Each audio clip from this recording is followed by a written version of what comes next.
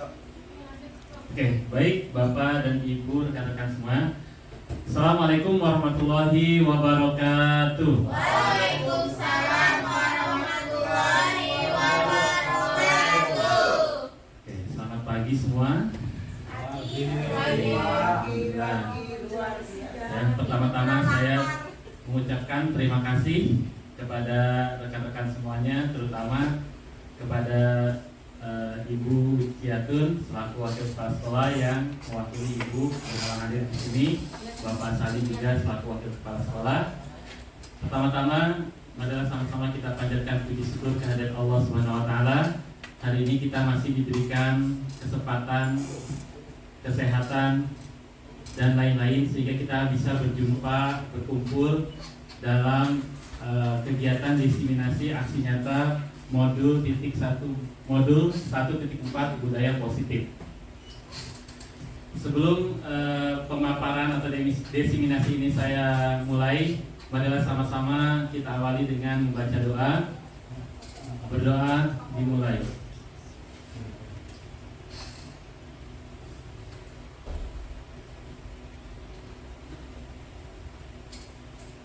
Doa selesai. Selanjutnya marilah sama-sama kita dengarkan arahan dari Ibu Kepala Sekolah yang kali ini diwakilkan oleh Ibu Ciatun selaku wakil Kepala Sekolah. Kepada Ibu Ciatun dipersilakan.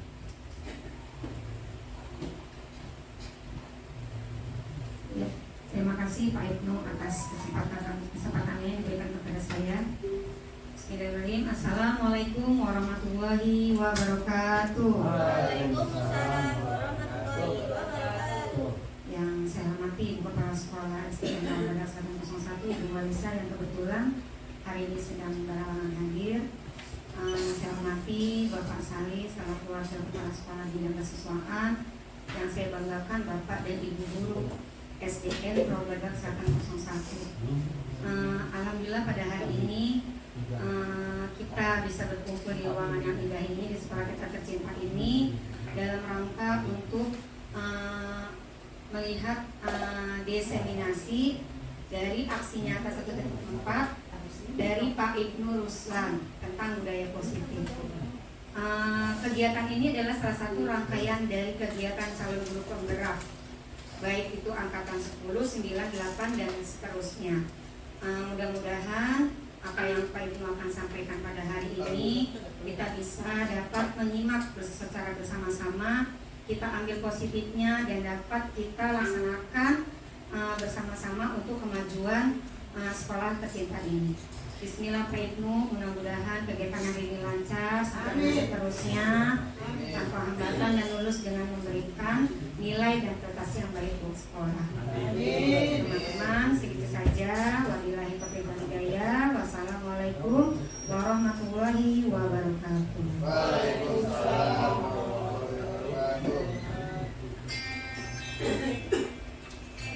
Baik, terima kasih kepada Bu Ciatun yang telah memberikan arahan. Mudah-mudahan saya nantinya bisa termotivasi untuk bisa menyelesaikan pendidikan guru penggerak di angkatan 10 ini beserta dengan dua rekan yang lainnya. Baik, Bapak dan Ibu semuanya, di sini saya sudah menampilkan layar slide PPT. Ini adalah aksi nyata 1.4 budaya positif dari saya Ibnu Ruslan, guru SDN Rawabada 101 pagi. Oke, ini adalah pengajar praktik saya yang sudah 2 kali kemari ya Bapak dan Ibu. Mungkin sudah mengenal yaitu Ibu Fauzia. Kemudian yang sebelah kiri ini adalah fasilitator yaitu Ibu Retno Dwi Wiranti MPD. Beliau asli dari Yogyakarta.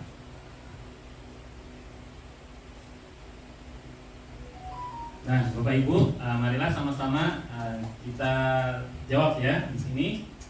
Lingkungan sekolah apa, seperti apa yang murid inginkan? Kira-kira seperti apa Bapak dan Ibu? Ya, Bu Mei.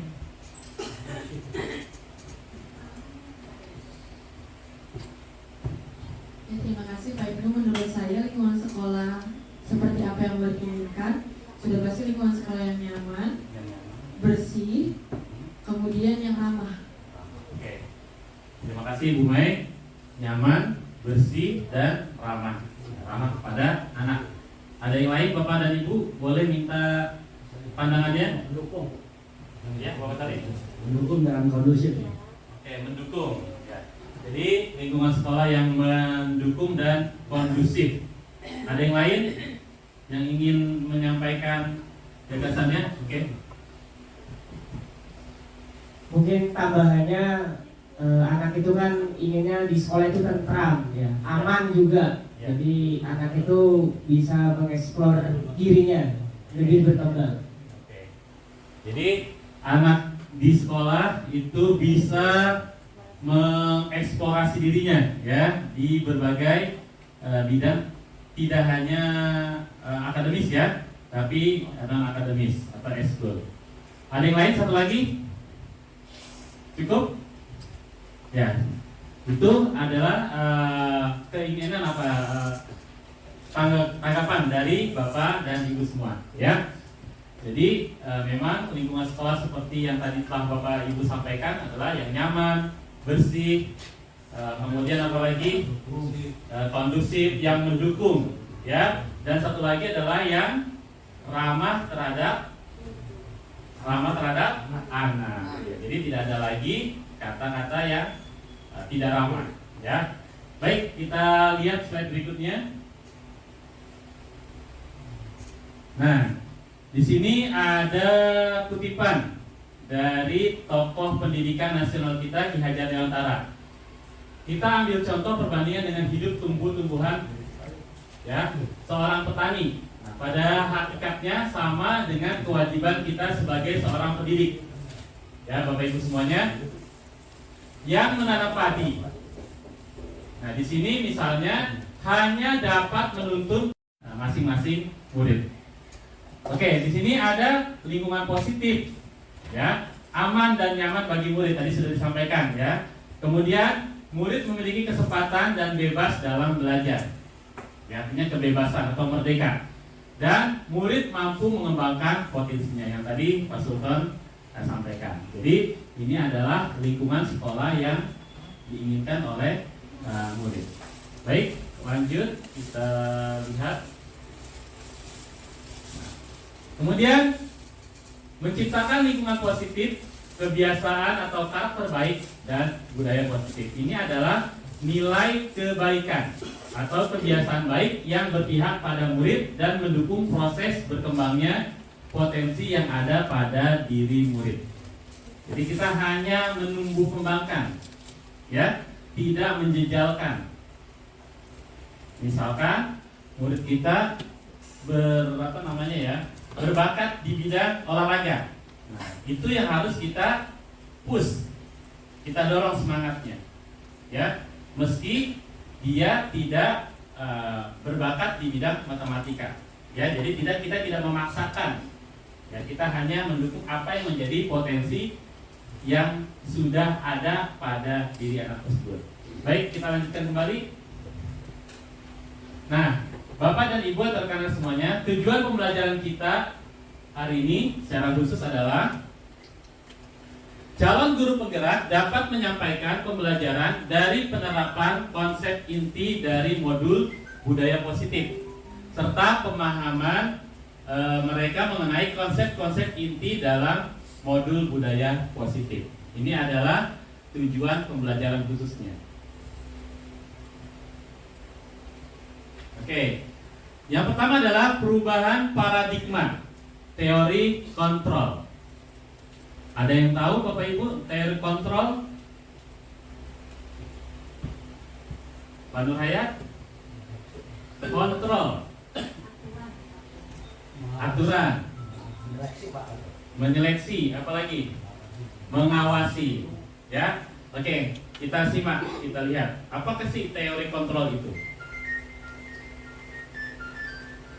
Nah, sebelumnya mari kita lakukan, ya, kegiatan yang nantinya akan kita ketahui apa sih itu teori kontrol tersebut.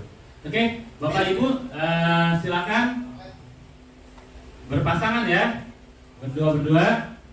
Yang tidak ada pasangannya nggak apa-apa, ya. Oke, peran A, ada 2 peran nih. Silakan. Peran A dan peran B. Tugas A, silakan mengepal tangannya, ya, dan membayangkan Bapak Ibu yang mengepal tangannya, yang A, ya, memegang sesuatu yang sangat berharga, yang tidak boleh orang lain ambil, yang tidak boleh orang lain rebut dan sebagainya. Oke? Yang A. Coba sekarang tugas yang B. Pak Nurayat berarti ya. Tolong usaha rebut kepalan. Ya, coba dibuka kepalan temannya. Kira-kira bisa apa enggak? Bisa. Ya. Bisa? Oke, tidak bisa. Coba. Kenapa? Yang tidak bisa tadi, kenapa? Ya. Kenapa alasannya tidak mau membuka yang A ya? Rahasia.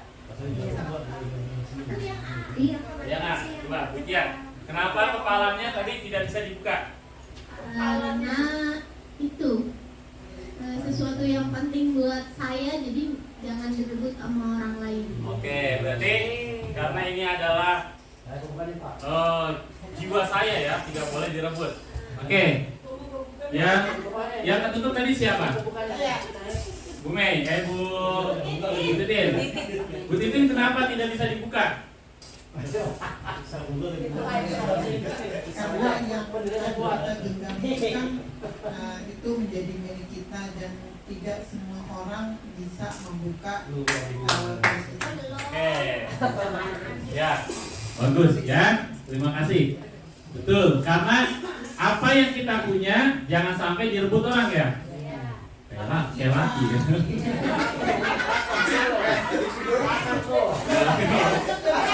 Ya. Oke, Bu Keri tadi terbuka tidak? Kenapa? Anda bersikukuh menutup ya genggaman Anda. Oke, ini berkaitan dengan aib. Ya, jadi sesuatu yang buruk jangan sampai orang lain harus ditutup rapat-rapat. Tapi ada pepatah. Apa tuh? Tuh, seburuk-buruknya aib bahkan terbongkar. Oke, lanjut. Yang terbuka tadi siapa? Pak Sali, bukan? Karena sesuatu yang baik harus ditularkan kepada orang lain. Karena Pak Sali mengibaratkan kebaikan yang kita lakukan harus ditularkan kepada orang lain. Ada lagi yang terbuka? Tidak ingin berbagi. Terbuka tadi ya? Tertutup. Karena tidak ingin berbagi. Tidak ingin terbagi. Iya. Iya. Bukan dasar pelit ya, tapi tidak ingin berbagi. Oke. Yang lain, Pak Sultan? Karena penting. Ya. Iya penting. Oke. Jadi tidak. Jadi alasan itu semuanya adalah betul, ya sesuai dengan apa yang kita prinsipkan. Ya, ada yang tertutup, nggak bisa karena itu memang punya saya, hak saya. Ada yang terbuka karena saya ingin berbagi kepada orang lain. Yuk sama-sama kita lihat.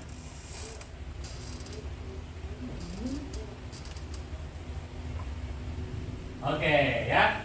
Nah, di sini tadi sudah Bapak Ibu ungkapkan ya. Apakah Anda membuka terus kepala tangan Anda? Nah, mengapa sudah tadi? Nah, siapa yang memegang kendali kontrol? Nah, kan pertanyaannya, siapa yang memegang kendali atau kontrol untuk membuka atau menutup kepala tangan? Diri sendiri. Ya. Siapa? Yang A, artinya yang mengendalikan sendiri. Oke, berarti diri sendiri. Ya, betul. Jadi di sini yang hanya bisa mengontrol diri kita adalah diri kita sendiri. Apakah orang lain bisa? Bisa? Kalau diizinin. Ya. Anda tidak bisa mengontrol orang lain. Tapi selama ini kenyataannya apa? Orang lain. Hah? Bisa. Bisa. Kita dikontrol orang atau orang lain kontrol kita. Nah, nanti kita akan bahas selanjutnya. Ini Nanti ada teori penghargaan dan penghukuman. Oke? Jadi intinya kontrol hanya bisa dilakukan oleh orang itu sendiri, tidak bisa orang lain. Nah, kemudian lihat di sini lingkungan positif. Nah, ini tidak bisa guru mengontrol murid. Nah, ini kita kembalikannya lagi. Berarti apakah guru harus mengontrol murid? Tidak. Tidak. Lalu siapa yang mengontrol murid dalam belajar? Murid itu sendiri. Kita kembalikan lagi ke teori kontrol. Oke? Kita simak berikutnya. Ya. Oke, sebentar.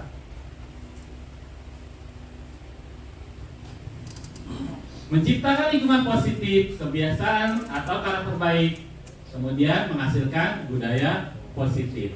Jadi, yang pertama harus kita lakukan adalah menciptakan lingkungan yang positif. Tadi sudah kita sebutkan lingkungan positif di awal. Aman, nyaman, tentram, ramah, dan lain sebagainya. Nah, ini akan menjadi pembiasaan atau habit. Ya. Dan akan menumbuhkan karakter baik yang nanti akan berimbas kepada peserta didik atau murid kita sendiri dan membuahkan dari suatu yang namanya budaya positif. Coba kita lihat di sini, nilai kebaikan atau kebiasaan baik yang berpihak pada murid dan mendukung proses berkembangnya potensi pada murid. Ya, jadi kita harus mulai dari sekarang harus membiasakan menanamkan nilai-nilai kebaikan. Ya, supaya apa? Nanti menciptakan lingkungan positif, kebiasaan atau karakter baik dan nantinya akan menjadi pembudayaan. Ya, arti budaya itu adalah sesuatu yang menjadi identitas, karakter. Ya. Oke, kita lanjut lagi.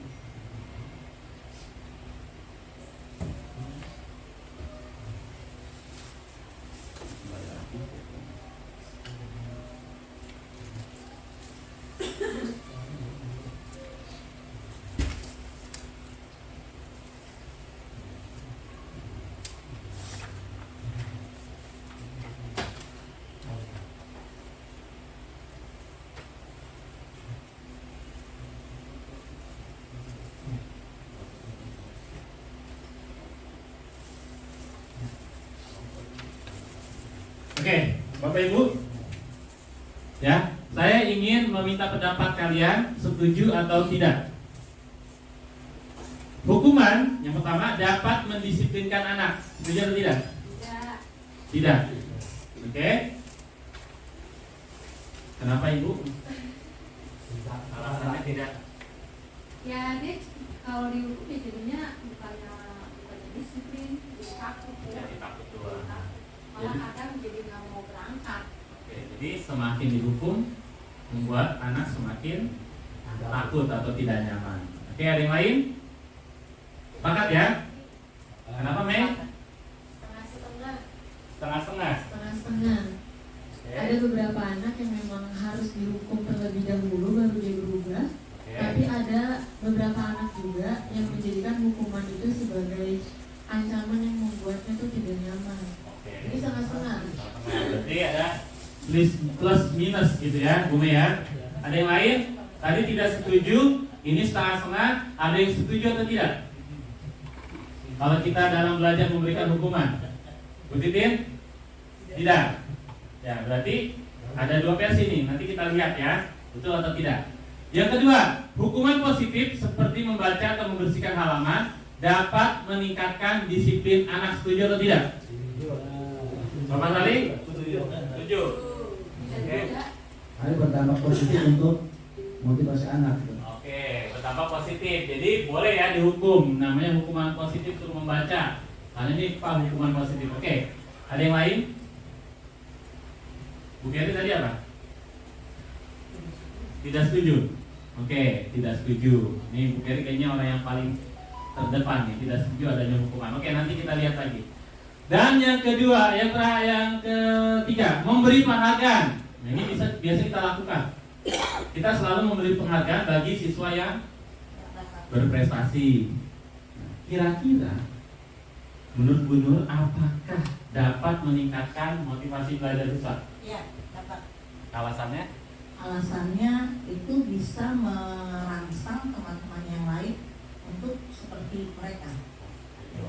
Oke. Jadi memberikan motivasi itu emang nggak harus dengan anak yang pintar aja dengan yang lain, tapi melihat kita memberikan penghargaan, dia bisa dapat dia seperti ini gitu.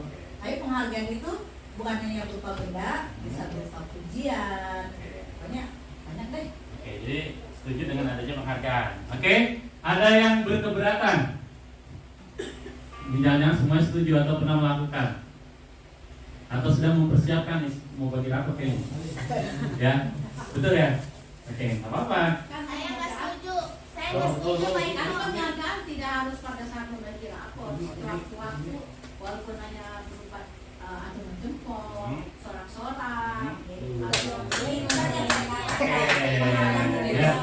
Jadi reward pada saat pembelajaran. Oke, baik. Spontan. Bu Suci yang tidak setuju kenapa? Saya nggak setuju karena di dalam penghargaan itu takutnya anak itu menjadi terbiasa dengan bukan terbiasa untuk sesuatu. Jadi meraihnya bukan keikhlasan atau memang menjadi sebuah kebutuhan buat mereka. Oke, jadi kembali ke teori kontrol ya. Berarti siapa yang mengontrol? Diri sendiri. Berarti hukuman termasuk kontrol diri sendiri atau orang lain? Orang lain, karena orang lain atau guru yang mengontrol. Nah, kebalikannya, penghargaan apakah bersumber dari siswa? Dari guru orang lain. Bingung nih. Ya, padahal kita tidak boleh memberikan hukuman ya, meminimalkan ada hukuman, justru kita memberikan penghargaan. Yuk, nanti nggak apa-apa, kita simak lagi. Ya, penjelasannya kenapa seperti ini. Nanti kembali ke teori kontrol yang suci ya, atau Bapak Ibu. Oke, kita lihat lagi.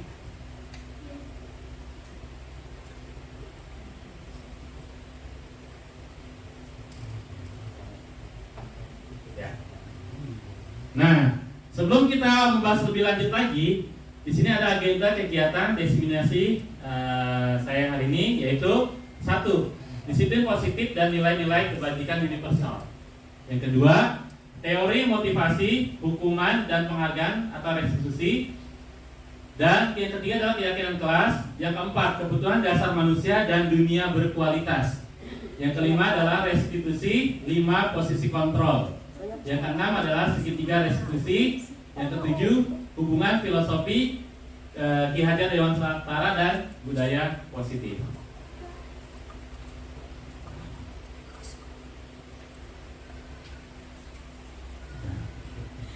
Kita masuk ke disiplin positif.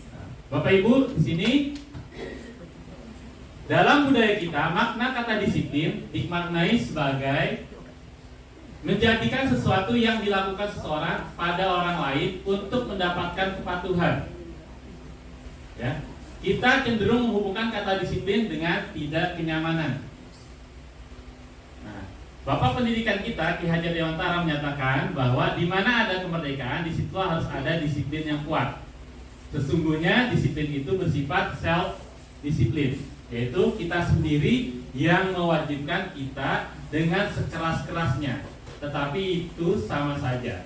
Sebab jikalau kita tidak cakap melakukan self disiplin, wajiblah penguasa lain mendisiplinkan diri kita. Dan peraturan demikian itulah harus ada di dalam suasana yang merdeka. Nah, dengan kata lain, seseorang yang memiliki disiplin diri berarti mereka bisa bertanggung jawab. Jadi kalau anak sudah memiliki disiplin, kita sudah memiliki disiplin, berarti kita sudah memiliki tanggung jawab terhadap apa yang kita lakukan. Ya, karena mereka mendasarkan tindakan mereka pada nilai-nilai kebajikan universal tersebut.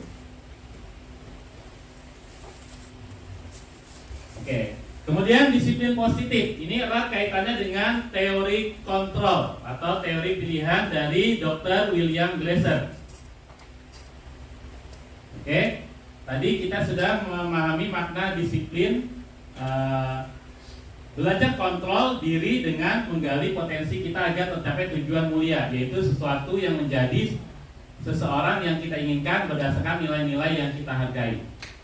Kemudian semua perilaku memiliki tujuan, teori motivasi, ya, untuk menghindari hukuman, untuk mendapatkan imbalan.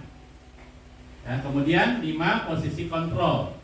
Yang pertama, penghukum, pembuat rasa bersalah sebagai teman, pemantau, kemudian manajer. Dan yang selanjutnya adalah 5 kebutuhan dasar manusia, ya, bertahan hidup, penguasaan, kasih sayang dan rasa diterima, kesenangan dan kebebasan. Bapak Ibu bisa lihat di sini bagiannya, ya, dari teori kontrol atau teori pilihan Dr. William Glasser.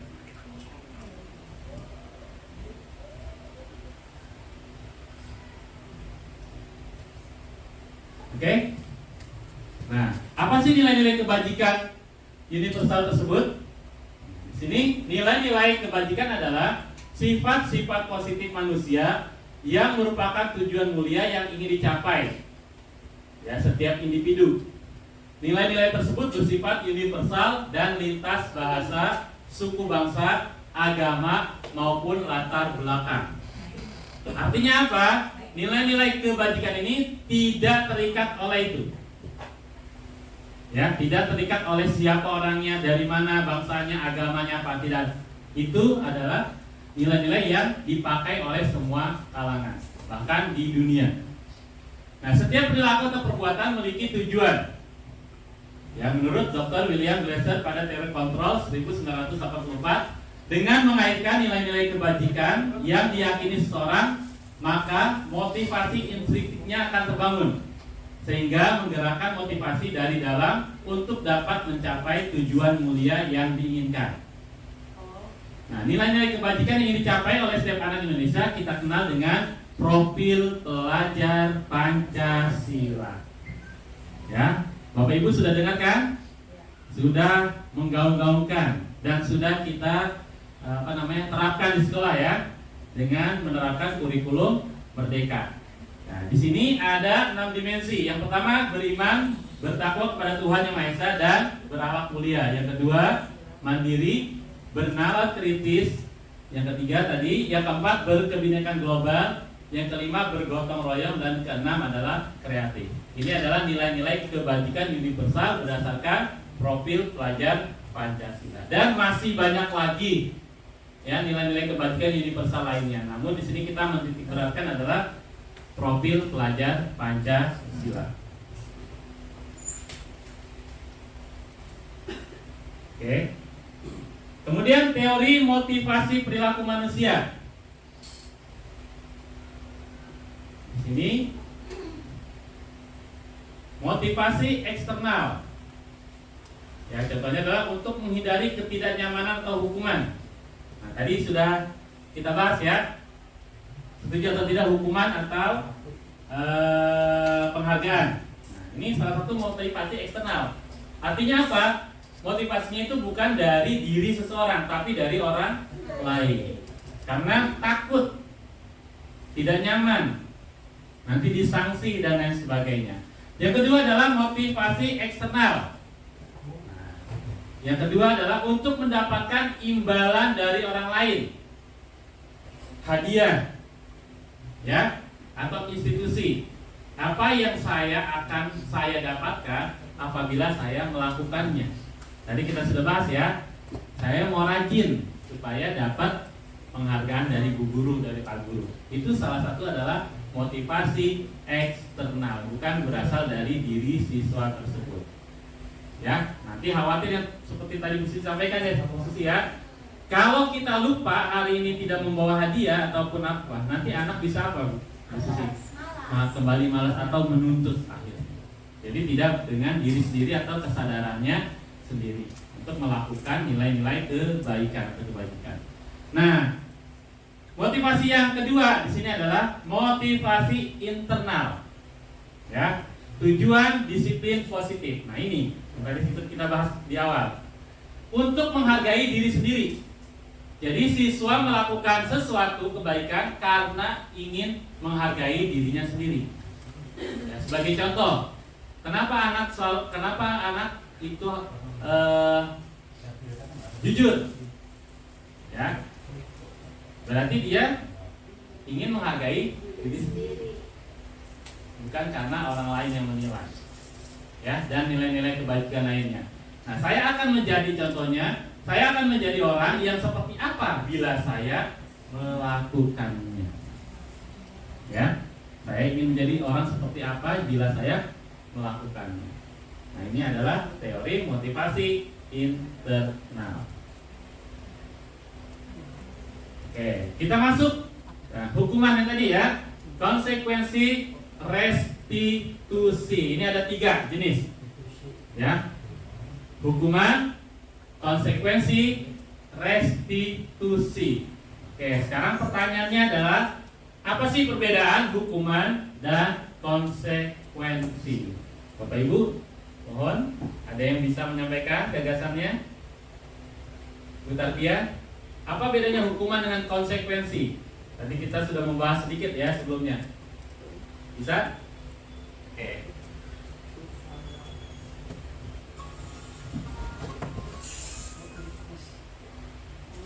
Kalau hukuman itu mungkin karena ada kesalahan, Ya. anak melakukan yang tidak sesuai dengan aturan, maka Ya. diberikan hukuman. Oke. Kalau konsekuensi itu hanya diberikan karena dia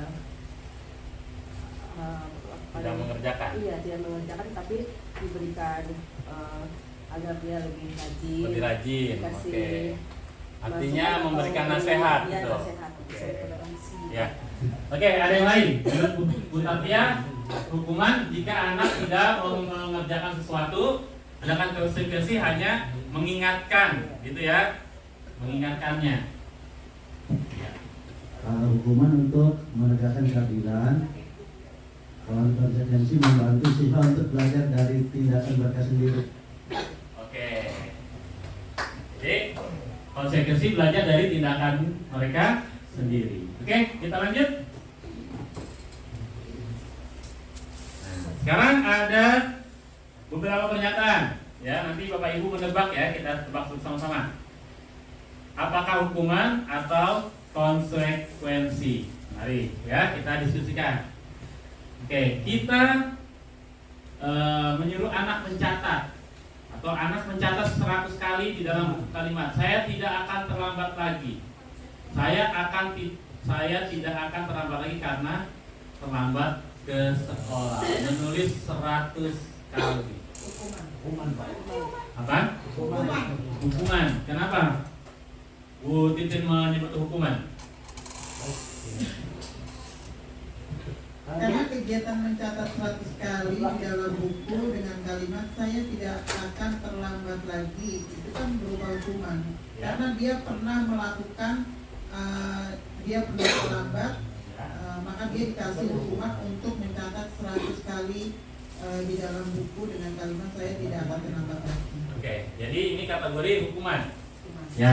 Oke, baik. Yang kedua, lari mengelilingi lapangan basket 2 kali karena terlambat di sekolah.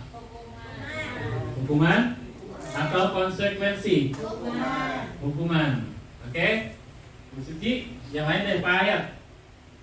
Kenapa disebut hukuman? Lari mengelilingi lapangan. Jadi pelanggaran yang jelas dan hukumannya sudah jelas dilakukan. Jadi ini bagian dari hukuman akibat dari kelalaian atau akibat melanggar peraturan. Oke. Jadi ini adalah kesalahan akibat kelalaian juga. Yang ketiga, murid diminta untuk push up 15 kali karena tidak menggunakan masker ke sekolah. Kira-kira apa Bapak Ibu? Hukuman. Apa konsekuensi? Hukuman ya. Oke, ada hukuman, ada konsekuensi, nanti kita lihat. Menggantikan kertas tugas teman yang telah dicoret-coret. Konsekuensi. Berarti ini konsekuensi ya. Membersihkan tumpahan air di meja tulis karena tersenggol pada saat belajar. Konsekuensi. Berarti yang tadi dijelaskan Pak Sari ya. Oke, melakukan sesuatu akibat dari perbuatannya ya. Lanjut, murid disuruh untuk mengenakan sepatu seharian di sekolah karena tidak mengenakan sepatu hitam. Tidak mengenakan ya, ini artinya tidak mengenakan ya.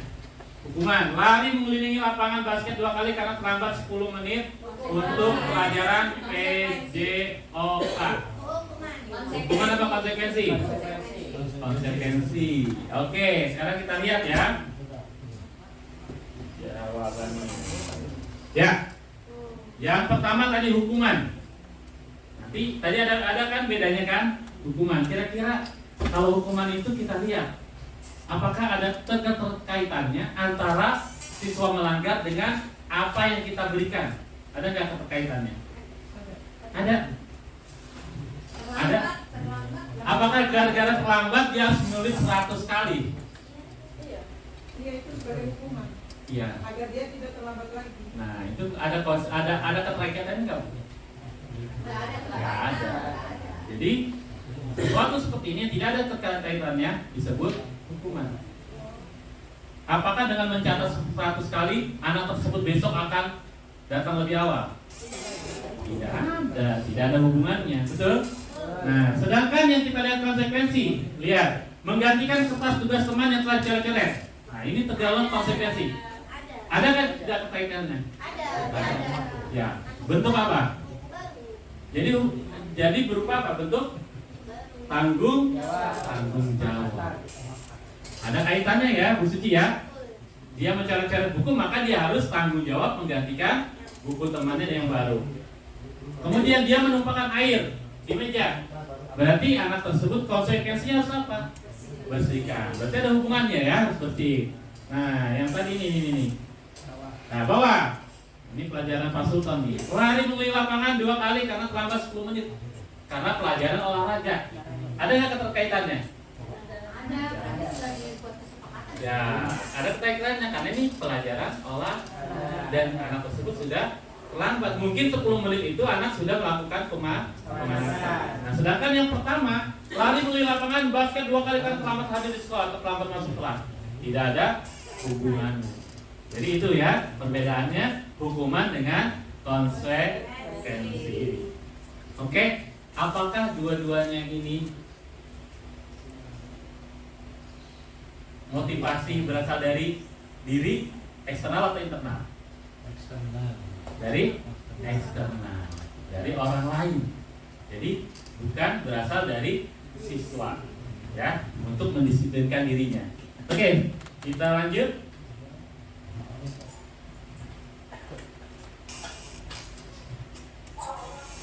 Ya, nah ini perbedaan yang tadi kita sudah sampaikan. Hukuman sesuatu yang menyakitkan dan harus terjadi, sedangkan konsekuensi adalah sesuatu yang harus terjadi. Hukuman membuat anak sakit, fisik maupun hati, sebel nanti sama kita untuk jangka waktu yang lama. Pokoknya kalau saya gedek ngeliatnya, ya. Sedangkan konsekuensi membuat anak merasa tidak nyaman, tapi waktunya pendek. Ya. Yang ketiga, anak akan membenci kedisiplinan, sedangkan konsekuensi anak menghargai kedisiplinan. Hukuman merupakan paksaan, sedangkan konsekuensi adalah stimulus dan tanggapan. Hukuman mendorong anak menyakiti diri sendiri, sedangkan konsekuensi mendorong anak agar mudah menyelesaikan diri. Kemudian hukuman konsep diri yang buruk, konsekuensi konsep diri yang baik. Hukuman anak belajar untuk menyembunyikan kesalahan, sedangkan konsekuensi adalah anak belajar untuk mematuhi peraturan. Hukuman marah, rasa bersalah, dipermalukan, merasa tidak dihargai kalau kita memberikan hukuman ke anak. Nah, sedangkan konsekuensi adalah adanya kehilangan hak. Nah, dibuat tidak nyaman, diasingkan, tapi waktunya sementara. Ya. Kemudian kita lihat. Nah, lalu restitusi itu apa? Nah, di sini restitusi adalah proses menciptakan kondisi bagi murid untuk memperbaiki kesalahan mereka, sehingga mereka bisa kembali pada kelompok mereka dengan karakter yang lebih kuat. Restitusi juga merupakan proses kolaboratif yang mengajarkan murid untuk mencari solusi untuk masalah mereka dan membantu murid berpikir tentang orang seperti apa yang mereka ingin menjadi atau tujuan mulia, dan bagaimana mereka harus memperlakukan orang lain. Nah, ini diambil dari Gosen tahun 2004. Ya, jadi kita kembalikan lagi kepada diri anak tersebut. Ya, anak mau seperti apa dan anak harus melakukan apa untuk memperbaiki kesalahannya. Oke, di sini tabel identitas sukses disiplin, kemudian identitas gagal adalah hukuman. Ya, Bapak Ibu semua bisa lihat di sini. Oke, restitusi sesuatu restitusi adalah merupakan pilihan, sedangkan konsekuensi sesuatu harus terjadi, hukuman sesuatu yang menyakitkan. Tadi kita sudah bacakan ya. Nah, kita lihat lanjut. Restitusi menguatkan untuk murid anak dalam jangka waktu yang panjang. Jadi kita menguatkan karakter anak tersebut untuk waktu yang lama. Sedangkan tadi hukuman ya kan hanya menimbulkan apa, rasa kebencian, rasa kebersalahan, tidak dihargai, tidak dihormati. Restitusi. Nah, di sini korban mendapatkan ganti. Nah, sedangkan konsekuensi korban bisa diabaikan. Nah, sedangkan hukuman korban mendapatkan keadilan. Kemudian hukuman murid atau anak akan tersakiti. Konsekuensi murid anak dibuat tidak nyaman, sedangkan restitusi murid atau anak mendapatkan penguatan. Hukuman perilaku pasif agresif meningkat.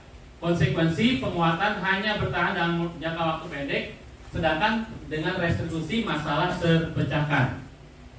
Oke, identitas gagal kemudian hukuman adalah sistem tidak akan berjalan bila murid tidak takut. Sedangkan konsekuensi memerlukan monitoring dan supervisi terus-menerus dari guru. Sedangkan restitusi murid belajar bertanggung jawab untuk perilakunya. Oke, kemudian berlaku hanya pada sebuah institusi, tidak berlanjut pada kehidupan nyata untuk hukuman. Kemudian konsekuensi membantu penerapan mengikuti peraturan dalam masyarakat. Sedangkan restitusi fokus pada pemecahan masalah dalam jangka waktu yang panjang. Nah, hukuman. Nah, ini dengan menggunakan peraturannya adalah titik-titik, kamu harus, pokoknya kamu harus, ya. Penekanannya harus. Sedangkan konsekuensi di sini apa peraturannya? Mampukah kamu melakukannya? Terima kasih. Nah, sedangkan dengan cara restitusi kita bisa melontarkan pertanyaan, apa yang kamu yakini? Ya kan? Apa yang bisa kamu lakukan untuk memperbaiki masalah ini? Contohnya jika anak terlambat. Ya, apa yang kamu yakini dari keyakinan kelas yang kita telah buat? Apa nanti yang bisa kamu perbaiki? Jadi kita tidak menyalahkan apa? Murid. Justru murid sendiri nanti yang mencari kesalahannya dan bagaimana dia memperbaikinya ke depan. Ya, itu bedanya. Dan yang terakhir, murid atau anak akan membenci peraturan jika dihukum. Sedangkan konsekuensi murid dan anak akan menghormati peraturan. Dihormati peraturannya. Nah, sedangkan dengan cara restitusi, murid atau anak menghormati dirinya sendiri dan orang lain. Ini yang lebih tinggi tingkat keberhasilannya. Nah, ini bisa kita lihat hukuman merupakan sesuatu negatif. Konsekuensi adalah netral, tidak ke kanan dan ke kiri. Sedangkan restitusi adalah perilaku positif atau membudayakan positif. Baik, Bapak Ibu, sudah bisa dimengerti, dipahami? Ya, nah, pertanyaannya, mana yang lebih kita gunakan selama ini? Apakah hukuman, konsekuensi, atau restitusi? Restitusi, Bapak ya. Alhamdulillah. Ada yang hukuman terus, hukuman bahwa sesuatu tergantung, atau lebih banyak menggunakan konsekuensi ya. Lebih banyak menggunakan konsekuensi. Tapi di sini termasuk disiplin identitas sukses. Tapi nanti kita bisa mulai melakukan restitusi. Ya. Oke. 9 ciri-ciri restitusi. 1. Bukan untuk menebus kesalahan, namun untuk belajar dari kesalahan. Yang kedua, memperbaiki hubungan. Yang ketiga, tawaran bukan paksaan. Yang keempat, restitusi menuntun untuk melihat ke dalam diri. Yang kelima, restitusi mencari kebutuhan dasar yang mendasari tindakan. Keenam, restitusi diri adalah cara yang paling baik. Yang ketujuh, restitusi fokus pada karakter bukan tindakan. Yang ke-8, restitusi fokus pada solusi. Jadi mencari jalan keluar. Yang ke-9, restitusi mengembalikan murid yang berbuat salah pada kelompoknya. Tujuannya agar dia tidak merasa disalahkan, ya justru mereka nanti akan diterima lagi kepada kelompoknya. Oke. Ya. Bapak Ibu mau lanjut apa kita joget dulu nih? Joget dulu ya. Kita ice breaking ya. Oke, baik. Ya, ice breaking dulu ya Bapak Ibu ya. Ayo. Ya.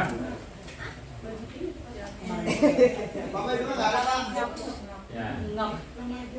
Ya, ya, silakan berdiri. Silakan berdiri, silakan berdiri. Ya, silakan berdiri. Bapak Ibu yuk. Ya, ikutin ya. Salam tamram nih.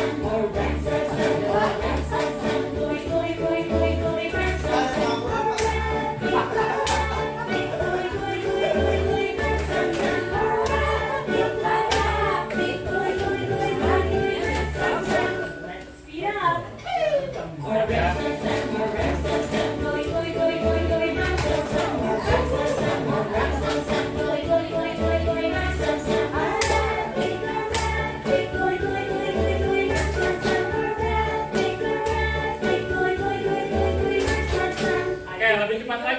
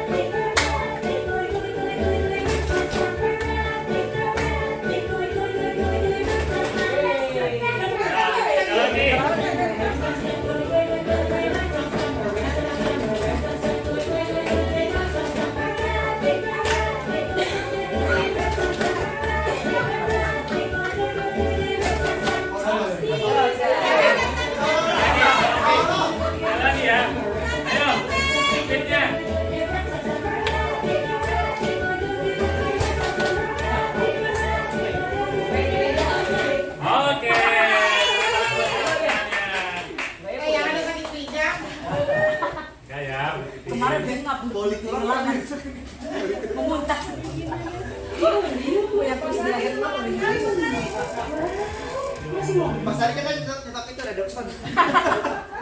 Mas Ali kayaknya mau lagi dia. Ya gitu. Oke.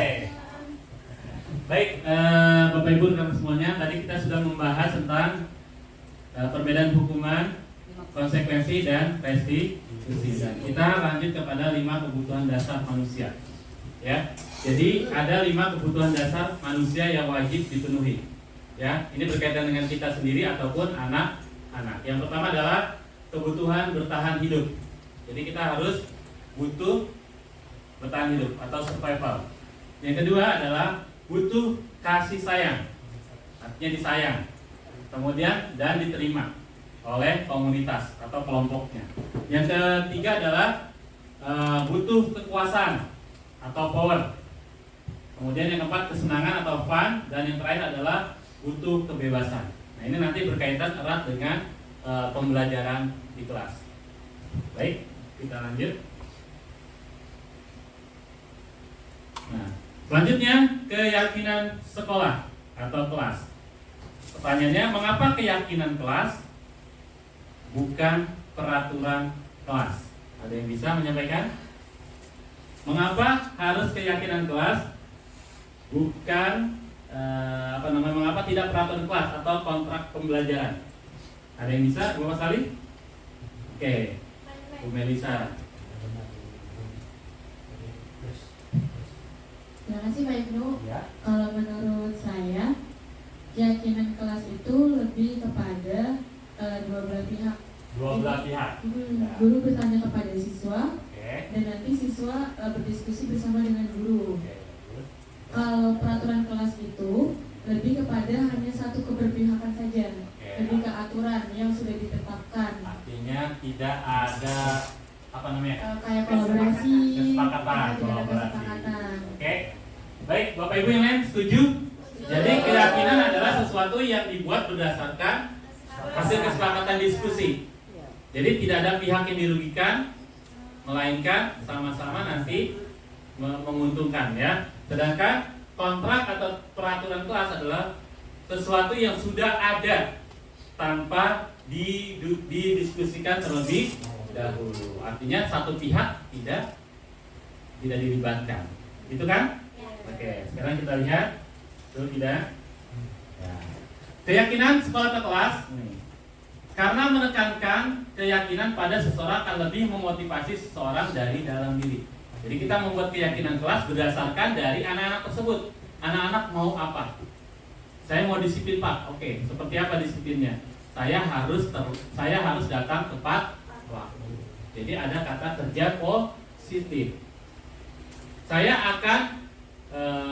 Saya ingin lingkungan bersih. Terus bagaimana cara mendapatkan lingkungan bersih atau kelasnya bersih? Berarti kalian harus apa? Saya akan melaksanakan tiket. Berarti dari siapa? Dari dalam diri siswa. Ya, yang kedua, karena seseorang akan lebih tergerak dan bersemangat untuk menjalankan keyakinan. Ya, keyakinannya daripada mengikuti peraturan tertulis tanpa makna. Tadi kita sudah dengarkan dari Bu Mei bahwa kesepakatan itu dibuat bersama-sama. Ya, sedangkan peraturan sudah ada atau sudah terbuat. Ya, jadi tidak ada yang satu orang tidak dilibatkan. Nah, keyakinan adalah nilai-nilai kebajikan universal yang disepakati, artinya tersirat atau tersurat bersama-sama. Baik. Keyakinan sekolah atau kelas berupa pernyataan yang bersifat universal yang mudah diingat dan dipahami serta harus diterapkan dalam lingkungan sekolah. Ya, jadi ini menggantikan posisi peraturan kelas. Ya. Kemudian kesepakatan dibuat bersama-sama, betul tadi. Ya, pernyataan kelas dibuat dalam bentuk positif. Ya, Bapak Ibu positif ya, yang tadi sudah kita buat ya. Jadi tidak dilarang membuang sampah. Kira-kira itu menurut keyakinan Pak tidak? Tidak. Seperti apa? Buanglah sampah pada tempatnya. Ya. Saya bersedia membuang sampah. Saya sanggup. Saya harus. Saya bersedia. Saya sadar. Nah, itu adalah kalimat-kalimat positif. Kemudian guru berperan dalam mewujudkan terbentuknya keyakinan kelas atau sekolah. Artinya peran guru adalah sebagai kontrol. Nanti kita lihat kontrol guru ini gimana. Ya, sebaiknya keyakinan sekolah atau kelas tidak terlalu banyak, jangan beribet. Ya, banyak. Jika terlalu banyak akan sulit mengingatnya dan akibatnya sulit untuk dijalankan. Yang simpel, ya, disiplin, kreatif dan lain sebagainya. Kemudian pendekatan restitusi 5 posisi kontrol. Ini yang pertama, guru atau orang tua. Ini guru, tidak hanya guru, orang tua atau atasan bisa menjadi penghukum. Tadi kita sudah bahas ya, menghukum, penghukum. Guru sebagai pembuat merasa bersalah. Guru, orang tua atau atasan sebagai teman. Guru, orang tua atau atasan sebagai pemantau. Dan guru, orang tua, atasan sebagai manajer. Ini kayak di kantor ada manajer ya. Kita lihat di sini. Oke, penghukum. Nah, guru berbuat biasanya menghardik, nunjuk-nunjuk, nyindir, menyakiti. Seperti ya, anak terlambat lagi, selalu datang terlambat. Kapan sih tepat waktunya? Kalau kamu tidak melakukannya, saya akan titik-titik. Ya. Murid berkata, saya tidak peduli, biarkan saja, nanti juga marah-marah lagi. Hasilnya, pasti siswa memberontak, menjadi pendendam dan menyalahkan orang lain. Dampak bagi pada murid, mengulangi kesalahan kembali. Tetap akan terlambat, perilaku menjadi agresif. Kemudian pembuat merasa bersalah, Guru berbuat, berceramah, menunjukkan kekecewaan mendalam dengan kata-kata, kamu ini bagaimana ya? Kamu sudah berjanji dengan ibu tidak akan terlambat lagi. Kamu kenapa ya? Senang sekali mengecewakan ibu. Ibu benar-benar kecewa sekali. Kamu seharusnya sudah tahu ibu sudah lelah sekali. Selalu saja kamu salah. Ibu stres jadinya. Kata muridnya, maafkan saya bu. Hasilnya apa? Menyembunyikan, menyangkal, dan berbohong. Ya, dampak pada murid akan merasa rendah diri, merasa gagal, dan tidak berbahagia. Oke, kemudian posisi teman. Guru berbuat, membuat alasan-alasan untuk murid-muridnya. Guru dengan kata, ayolah lakukan untuk bapak ibu. Ya sudah, kali ini nggak apa-apa, nanti ibu bantu bereskan. Kata murid, saya pikir bapak ibu teman saya. Hasilnya ketergantungan, dampaknya murid tergantung, tidak mandiri dan tidak bisa memutuskan. Kemudian posisi pemantau. Guru berbuat, menghitung dan mengukur. Guru berkata, apa peraturannya? Coba jelaskan konsekuensinya lagi. Apa yang telah kamu lakukan? Apa yang terjadi sekarang? Lalu muridnya berkata, saya akan dapat berapa bintang atau poin kalau saya melakukan hal itu, Pak. Jika sudah melakukan hal tersebut, saya akan mendapatkan apa? Apa hadiahnya? Dan lain sebagainya. Hasilnya menyesuaikan bila diawasi. Ya, artinya harus diawasi dulu bisa berhasil. Dampak bagi muridnya menitik beratkan pada dampak pada dirinya sendiri, mendapatkan hadiah atau mendapatkan hukuman. Ya.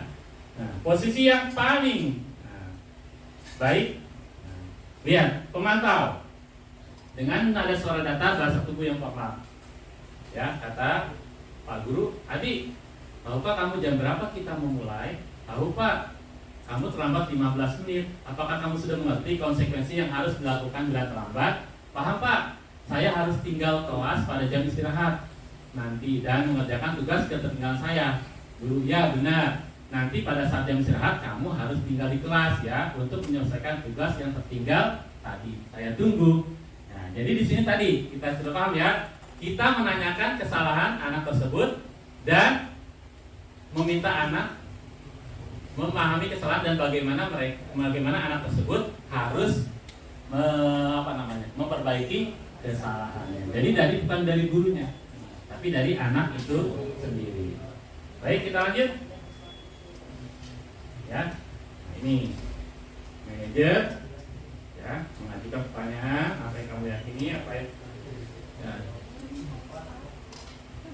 Oke, kata guru hebat dari guru berbuat manajer mengajukan pertanyaan. Apa yang kita yakini? Apa yang kamu yakini hal tersebut? Kalau kamu meyakininya, maukah kamu memperbaikinya? Kalau kami memperbaikinya, jadi kira-kira hal tersebut akan menggambarkan apa tentang dirimu? Kata murid berkata, bagaimana caranya agar saya bisa memperbaiki keadaan ini? Saya akan memperbaiki masalah ini dengan titik-titik. Dengan cara apa? Penguatannya adalah, hasilnya adalah menguatkan karakter atau watak siswa atau murid. Dampak pada murid, mengevaluasi diri bagaimana menjadi diri yang lebih baik. Ya, ini adalah posisi manajer. Ya. Kemudian segitiga restitusi. Oke, Bapak Ibu, lihat di sini ada gambar segitiga. Ya, di dalam segitiga itu ada kata paling bawahnya adalah menstabilkan identitas.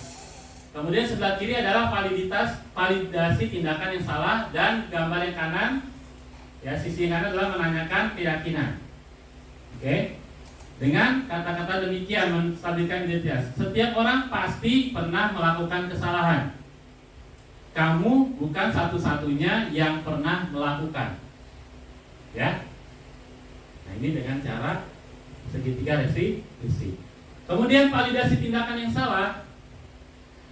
Adakah cara yang lebih efektif untuk mendapatkan apa yang kamu butuhkan? Atau kamu tentu punya alasan mengapa melakukan hal tersebut? Ya. Nah, baru yang ketiga adalah kita menanyakan keyakinan. Keyakinan kelas apa yang telah kita sepakati? Dan kamu nanti ingin menjadi orang seperti apa? Jadi kita akan kembalikan lagi kepada anak tersebut.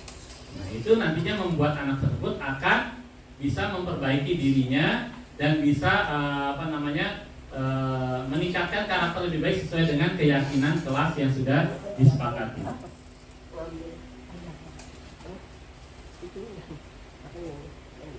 Oke.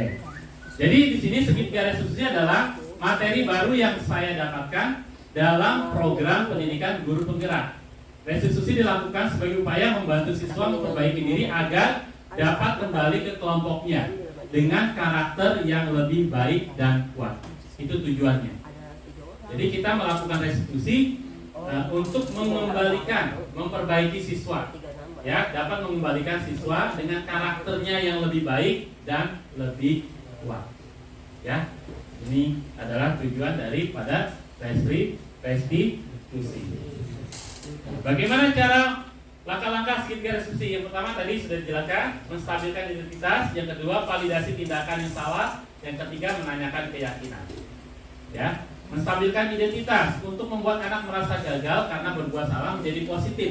Jadi tidak menyalahkan, ya, tapi menjadi lebih positif terhadap dirinya dengan cara guru berkata, berbuat salah itu hal yang manusiawi. Tidak ada manusia yang sempurna. Bapak Ibu juga pernah berbuat salah dulu.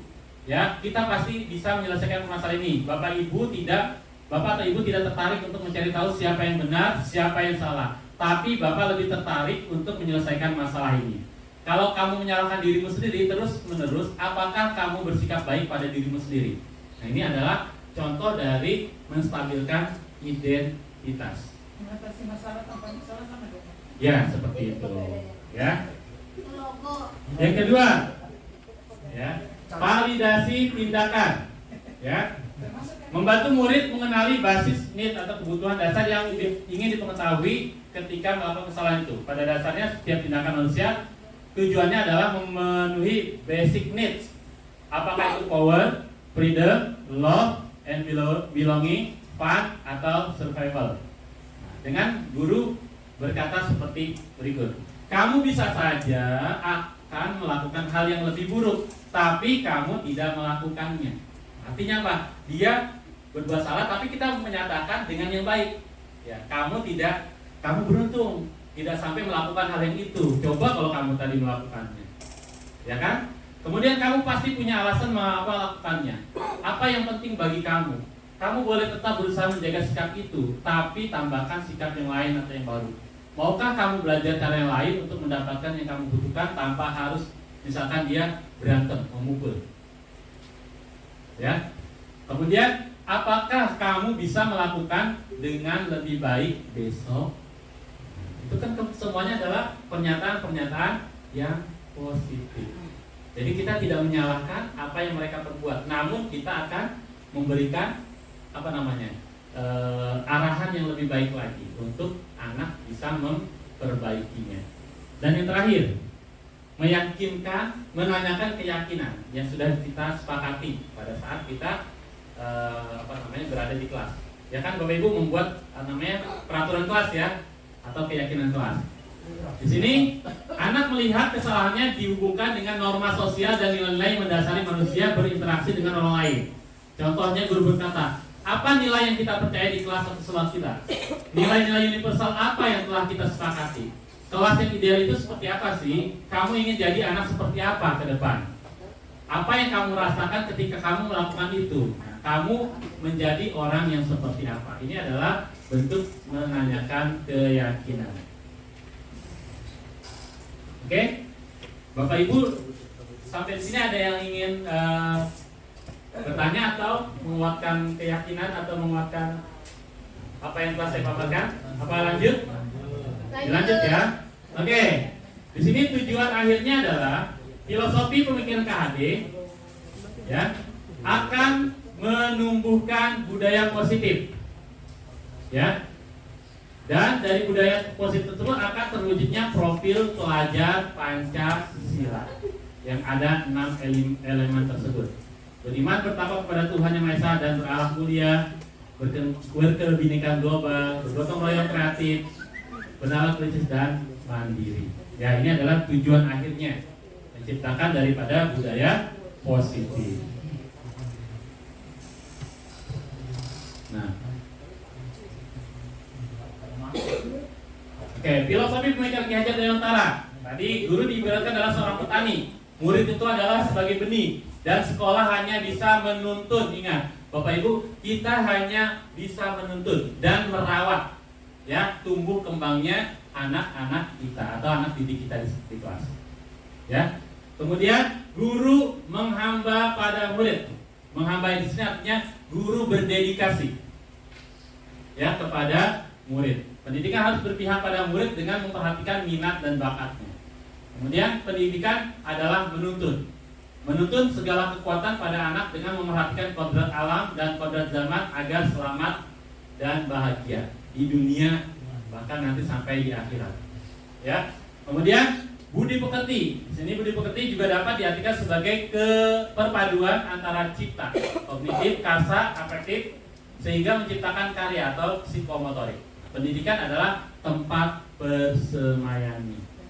Ya, jadi tempat persemayan dari benih yang tadi diibaratkan, ya atau sawahnya. Gitu. Oke, budaya positif, nilai-nilai kebajikan universal, pembentukan keyakinan kelas, memperhatikan kebutuhan dasar manusia. Ini menjadi pembiasaan dengan adanya kontrol atau pengawasan, yaitu sebagai manajer kita. Yang tadi sudah kita bahas, guru sebaiknya adalah berperan sebagai manajer, ya, bukan penghukum, bukan pembuat merasa bersalah, bukan sebagai teman, ya, pemantau dan lebih utama adalah manajer. Dengan cara melakukan segitiga restitusi dalam menyelesaikan permasalahan siswa. Yang sudah saya jelaskan tadi. Oke, budaya positif muncul ya dari diri anak sendiri, yaitu motivasi intrinsik.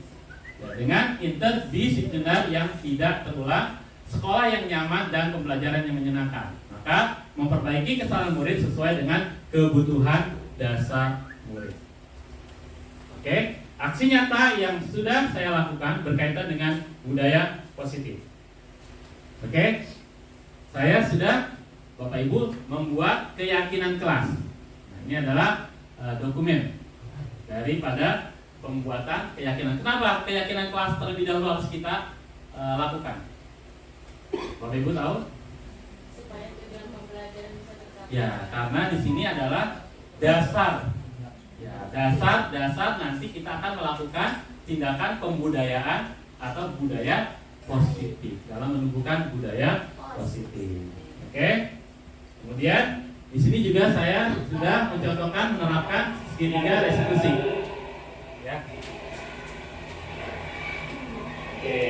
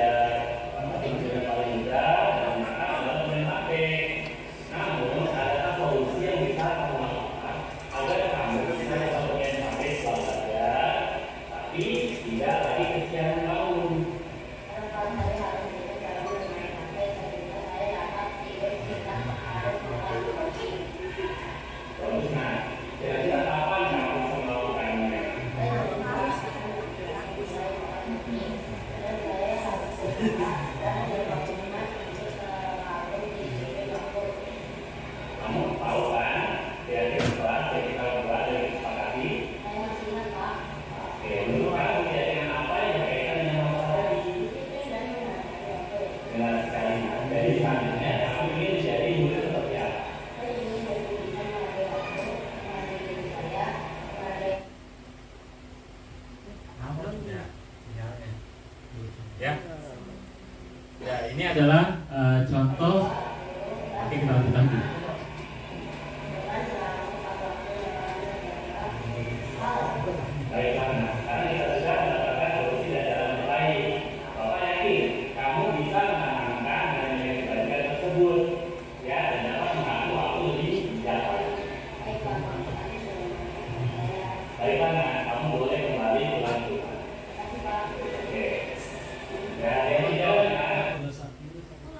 Ya, nah ini adalah bisa nggak seperti ini Bapak Ibu? Memang sepertinya agak ini, tapi adakah hukuman atau konsekuensi di sini? Tidak ada ya. Anak kita bersalah, tapi kita tidak menyalahkannya. Tapi justru kita menggali kesalahan dari anak sendiri dan bagaimana anak tersebut bisa memperbaikinya di kemudian hari dengan mengembalikan lagi menanyakan keyakinan kelas yang sudah kita buat sebelumnya. Oke, Bapak Ibu, sebelum saya tutup, ada yang ingin ditanyakan? Sudah mengerti tentang materi budaya positif? Oke. Mudah-mudahan apa yang telah saya sampaikan ini tidak hanya diri saya sebagai calon guru penggerak yang menerapkan. Saya ingin mengimbaskan kepada Bapak Ibu guru semuanya dengan cara-cara seperti yang barusan. Mungkin cara-cara saya ini mungkin tidak sempurna, nanti Bapak Ibu bisa mencari contoh-contoh lain seperti itu. Nah, dengan tujuan apa? Supaya kita menjadikan sekolah kita tadi yang pertama di awal, menjadikan sekolah kita yang aman, nyaman, ramah, tentram, disiplin, dan memiliki budaya positif yang lebih berpihak kepada Guru Bergerak Indonesia Maju. Bapak, saya cukupkan. Terima kasih banyak atas perhatian Bapak Ibu guru yang hadir di sini. Mohon maaf apabila ada kesalahan kata, kehilafan. Saya tutup dengan hamdalah. Assalamualaikum warahmatullahi wabarakatuh.